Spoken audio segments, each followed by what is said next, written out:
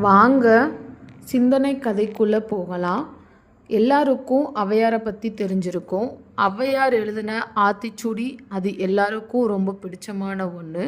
அதிலிருந்து ஆத்திச்சூடியோட ஒரு கதையை தான் நான் இப்போ உங்ககிட்ட சொல்ல போகிறேன். கதையோட பெயர் அறம் செய்ய விரும்பு. ஒரு கிராமத்தில் ராமு என்ற சிறுவன் வாழ்ந்து வந்தான். அவன் மிகவும் புத்திசாலி. ஆனால் அவன் எப்போதும் தன்னுடைய வேலைகளை மட்டுமே பார்த்து கொள்வான். மற்றவர்களுக்கு உதவுவது அவனுக்கு பெரிதாக விருப்பம் இல்லை. ஒரு நாள் பள்ளிக்கு போகும்போது ஒரு வயதான பாட்டி சாலையை கடக்க முயன்றாள்.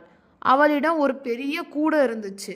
அது மிகவும் கனமாக இருந்ததால் அந்த பாட்டினால் சரியாக நடக்கக்கூட முடியலை. அப்போது அந்த ராமு அங்கேருந்து அந்த பக்கமாக போனான். பாட்டி அவனை பார்த்து, மகனே, இந்த கூடை கொஞ்சம் தூக்கி அந்த வீடு வரை எடுத்து செல்லணும், எனக்கு கொஞ்சம் உதவுறியா அப்படின்னு அந்த பாட்டி கேட்டாங்க. ராமு முதல்ல யோசிச்சான். எனக்கு நேரம் இல்லை பாட்டி, நான் பள்ளிக்கு போகணும் அப்படின்னு சொல்லிட்டு போனான்.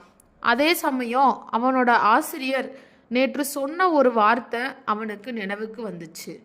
அறம் செய்ய விரும்பு, நல்லது செய்வதில் விருப்பம் கொள்ள வேண்டும் அப்படின்னு அவர் ஆசிரியர் சொன்னது ஞாபகம் வந்துச்சு. அதை நினச்ச ராமு உடனே பாட்டியோட கூடையை எடுத்துக்கொண்டு அவங்களோட வீடு வரைக்கும் போனான். பாட்டி ரொம்ப மகிழ்ச்சி அடைஞ்சிட்டு, நீ நல்ல பையன், பிறருக்கு உதவுறது பெரிய புண்ணியப்பா அப்படின்னு சொல்லி ஆசிர்வதிச்சா. அந்த நாள்ல இருந்து ராமு எப்போதும் பிறருக்கு உதவ ஆரம்பிச்சான். கிராமத்தில் எல்லாரும் அவனை பாராட்டினாங்க.